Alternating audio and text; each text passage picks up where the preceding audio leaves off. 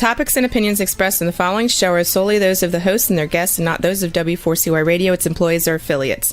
We make no recommendations or endorsements for radio show programs, services, or products mentioned on air or on our web. No liability, explicit or implied, shall be extended to W4CY Radio or its employees or affiliates. Any questions or comments should be directed to those show hosts. Thank you for choosing W4CY Radio. Welcome to the Ask the Expert show on W4CY Radio and Talk4 TV, where we bring you educational information from top local experts in the fields of legal, health, financial, and home improvement. Now sit back and listen to experts in family law, association law, hearing loss, business brokers, home care, along with many other topics. Now here are your hosts, Steve-O and Sophia. Hey, good morning, Florida. Welcome to another Ask the Expert show, where for the last 16 years, we have brought you the finest experts in the field of legal, health, financial, and home improvement. This morning's show, our first show this morning, has become so popular. We started off, it was a Tampa show, and then we moved it to a Florida show. Then we moved it to twice a month show. It's just because of your emails. I would have to say this is one of the most trusted companies, Provise Management Group. And you can tell because the people who write, the first thing they say is, we really trust the knowledge of Provise Management Group and Ray Ferrara. Good morning, Ray. Well, good morning, Steve, and welcome to chilly Florida. Getting chilly. Yes. Yeah, it's, I don't know, you're in the Tampa area. I'm in the Fort Lauderdale area. It's supposed to get down to 40s tonight, Yeah. which for some people, that's almost like summer to them, but that is cold. First day in a sweater.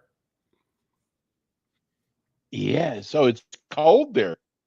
It's chilly. It's in the high 50s, and temperature is going down from here. Wow. I know the people. Well, Ray, up north. I'm sorry. I know the people up north don't think much of 59 being chilly and going down, but it's chilly this morning and windy. So we got a lot of territory to cover I started today. to tell you, we got inundated by text this morning, and I'm a news hound. So the first thing I read is the president wants to give everybody a dividend check of $2,000.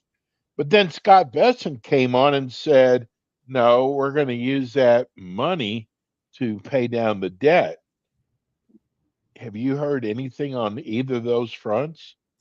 Only what you've heard and read in the in the news.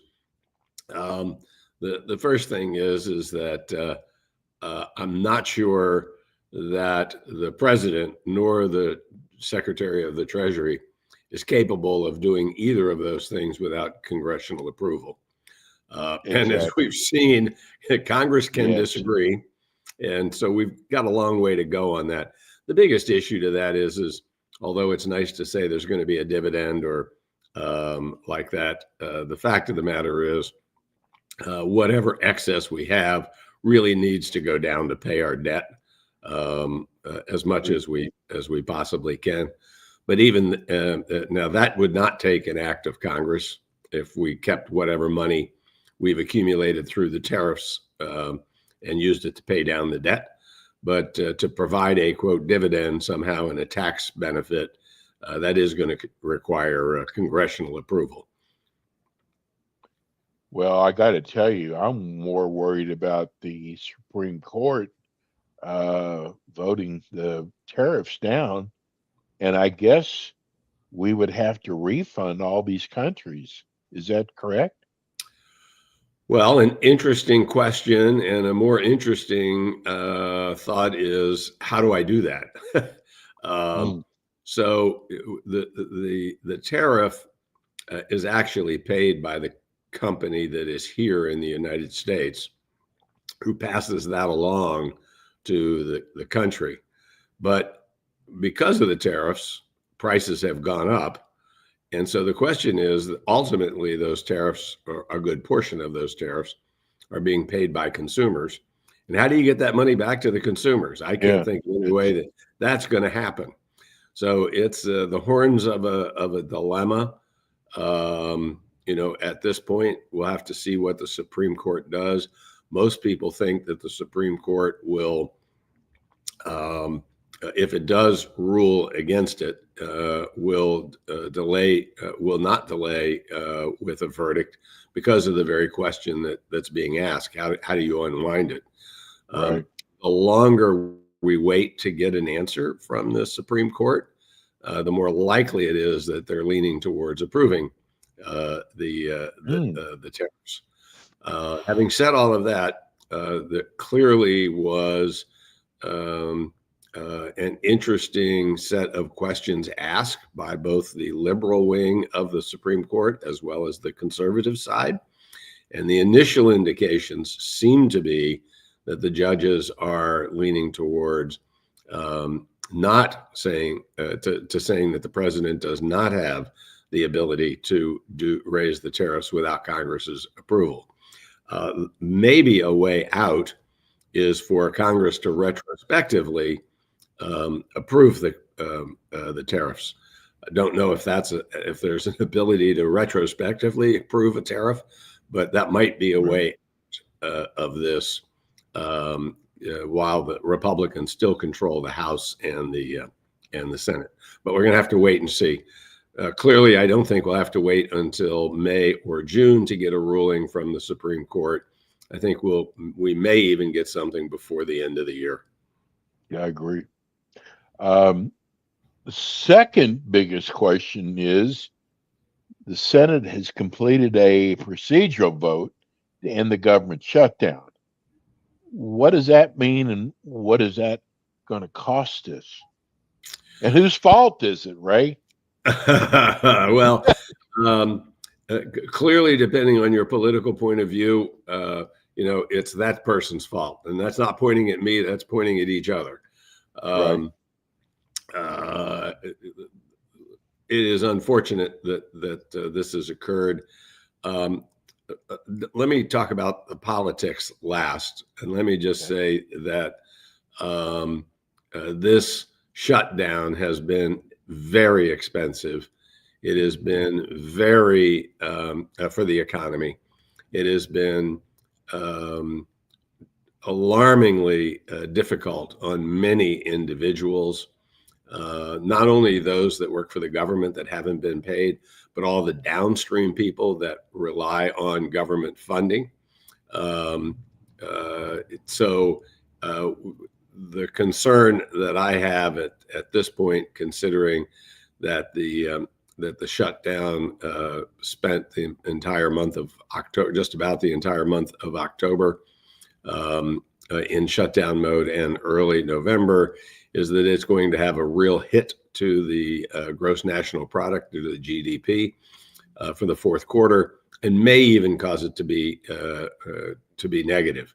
Now, I wouldn't be worried about that if that's the case, and this is assuming that they reopen the government, because there should be a rebound as people start to get money that they didn't have to spend in the first quarter of next year. So we're going to have to see how that unfolds. The proposal that's been put forward is only keeping the government open until November. Excuse me, to the end of January next year. And now in November, assuming that this Republican proposal it continues to be advanced, and it has to get through the House. So we have to see what political games might be played there going back to the House. But hopefully our representatives realize they've got to get back to doing the work of the people, and that they've got to get this thing settled, begin the debate on health care, which they have 6 weeks to quote unquote solve. But I don't think you're going to get it done in 6 weeks. So still a lot of controversy going forward. As to whose fault it is, I think both parties are going to suffer as a result of it. But as you look at the compromise that may have been reached as a result of this procedural vote, it essentially is passing the clean resolution for the next roughly 90 days, and not even that, roughly 75 days.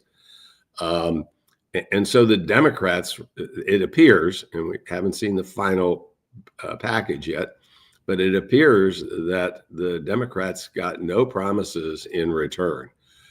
And if they were the ones that capitulated, and I'm saying if they were the ones that capitulated, then they will probably have more backlash than will the Republicans. But I believe it's going to happen on both sides of the aisle. Ray, why does it always feel like we're always constantly just kicking the can down the road? Well, the answer is if I can find a Band-Aid to put on the wound and kick the can down the road, then it becomes somebody else's problem and maybe not mine, unfortunately. And I mean, kicking the can down the road on the budget is one thing, but there's lots of things that they've kicked the road down or kicked the can down the road. You could say that they've done that on immigration. You could say that they have done that on Social Security. You can say they've done that as it relates to our national debt. So there's a lot of things that they've kicked down the road, and delaying does not solve the problem. And in my mind, most of the time it exacerbates the problem and just makes it that much more difficult to figure out how to solve it. As a result of all of this, it has a direct bearing on our economy, and it is not a positive bearing. It's a negative bearing. And so, to me, it's time for all of the representatives in the House and the senators in the Senate to get off their collective butts and do the job that they were elected to do, and that is to help run the government and develop a budget so that we can get on with the business of making America being back on track to get the economy going. Yeah, I agree. In light of the shutdown, what do you see the Fed's doing at its next meeting in 4 weeks? Well, Any the Fed. changes? Yeah, well, the Fed has been without data in the same way that we have now during the entire shutdown. There's 2 jobs reports that have been delayed. They probably won't be as complete as they could be anyway, because I'm sure that many people did not respond to the automatic request for information during the shutdown. So it's going to take the Fed time to unravel it. I think that the Fed will consider that the damage to the economy as a further result of the shutdown will deem for them to reduce it another quarter of a point, and then probably hold fast until we get into next year, and maybe at the second meeting next year taking some further action. I think they'll then allow time for the data to catch up with time. So I would not be surprised and would anticipate another rate cut in December, about 4 weeks away, and that clearly will be to just give a little extra shot of adrenaline to the economy. Do you find a lot of people are concerned about the volatility of the past few weeks, where we're headed long term? Like, what is the trend going to be, and should they get out of the market? Well, first of all, let me say you should not get out of the market. Time and many times over, people have tried to, quote, time the market, get out at the top, get back in at or near the bottom. It's never worked on a consistent basis. Have some people managed to get out at the top? Yep. And if some people managed to get back in at the bottom? Yep. But to do that on a consistent basis is a fool's game. What you do need to do is to continue to reallocate the portfolio. Basically, what you want to do, Stephen, is to sell your winners and buy your losers. Now, I know that sounds counterintuitive, but you want to sell the things that have gone up to buy the things that are lower price. That's, a really novel concept. Sell high, buy low. Most people keep buying higher and higher and higher and higher, and then when it goes low, they sell. So, when we go to the grocery store, we all look for those BOGOs. We all look for things on sale, but when stocks go down, people have a tendency to sell. And when stocks are expensive, people have a tendency to buy. We want to do just the opposite. If one carefully looks at the market over not just this past year, but if you look at it over the past 4 or 5 years, the market has been driven by the tech stocks, and particularly the last 3 years, by those tech stocks that are involved with artificial intelligence or AI. They've gotten way ahead of themselves. It was time for them to have a little retrenchment, which has occurred over the last couple of weeks in the market. And so it's made it look like the market has been volatile. The fact is the stocks underneath of the tech stocks have held up pretty well over the last couple of weeks. And we would anticipate that that'll continue to happen for a while as people reassess exactly what AI is really all about. We haven't even begun to see the benefits of AI yet. We're in the very early stages of what its influence might be.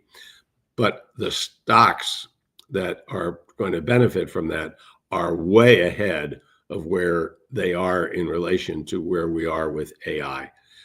So I would say look for continued volatility in the market as it relates to mostly the tech arena, and look for the rest of the market to kind of hold its own between now and the end of the year, unless some crazy news comes out. That would be our anticipation. At the beginning of the show, I said how much our audience loves and trusted you. Here's a note from Barbara in Tallahassee. My husband and I are planning to divorce after 12 years of marriage. We love each other. We just can't live together. What is the best way from a financial standpoint for us to end the marriage but remain friends? See how much they trust you, Ray? Barbara, let me say to you, I'm very sorry about the divorce. Having just celebrated my 55th wedding anniversary a few weeks ago, I can tell you from personal experience how difficult it is to be married for a long period of time. It's not easy. But if you all have decided to break the marriage up at this point, then perhaps that was what will be best for you. And even better, you say you want to remain friends, which, let me say to you, is a very difficult thing to do when it comes to divorce. Not that you all don't want to, but the lawyers make more money in divorces because they create controversy and they create distrust between spouses. Because the longer they can prolong it, the more they're going to make and the less you and your husband are going to have, which is one of the reasons that we support the collaborative divorce process. And in the collaborative divorce process, each of you are going to have a lawyer. All four of you are going to sign a contract as to what will happen and how it will happen. And if any one of the four breaks the contract, then nobody gets paid. The lawyers don't get paid. You all are going to spend more money finally settling it someplace else, perhaps in court. So look for a lawyer that will participate in the collaborative process. It'll also involve hiring a financial neutral, somebody who will opine on the fairness of how to divide the money, because you can divide it equally, but it may not be equitable. And what do I mean? How's that possible? Well, let's just take a simple IRA. If you chose not to divide the IRA between the two spouses, and one spouse is going to take all of it and another one is going to take a different set of assets, each, let's say, is worth $500,000. The $500,000 that comes out of the IRA is going to be taxable, and therefore it's going to be worth something less than $500,000, where the other assets, maybe stocks, et cetera, will only be taxed at a capital gain rate, top capital gain rate of 20%, plus perhaps Obamacare tax. So work with a collaborative divorce attorney. Hopefully your husband will agree to do that as well. Believe that will allow you to have the most amicable way to separate financially and still remain friends. Wow.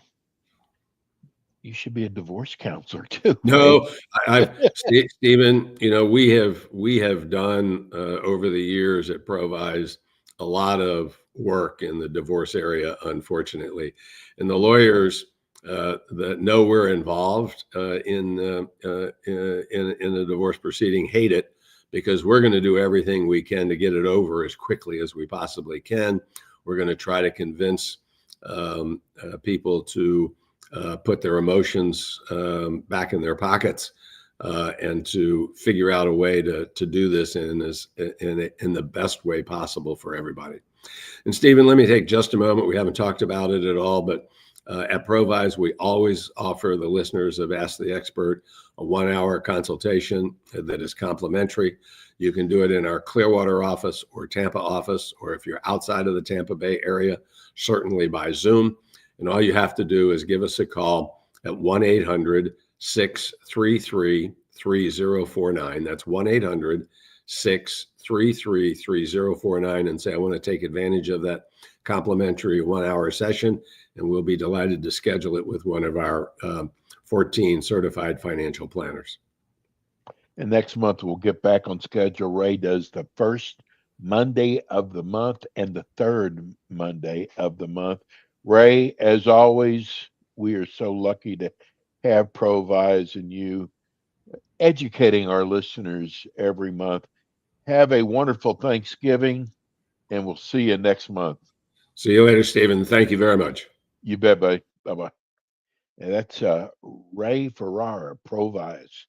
We're going to go to a break. We'll be right back. Thanks for tuning in today to the Ask the Expert show on W4CY Radio and Talk4 TV. Tune in next week and every week to hear more from our experts on personal injury, insurance, air condition repairs, estate planning, Medicare, and many other topics in the areas of legal, health, financial, and home improvement. See you next week.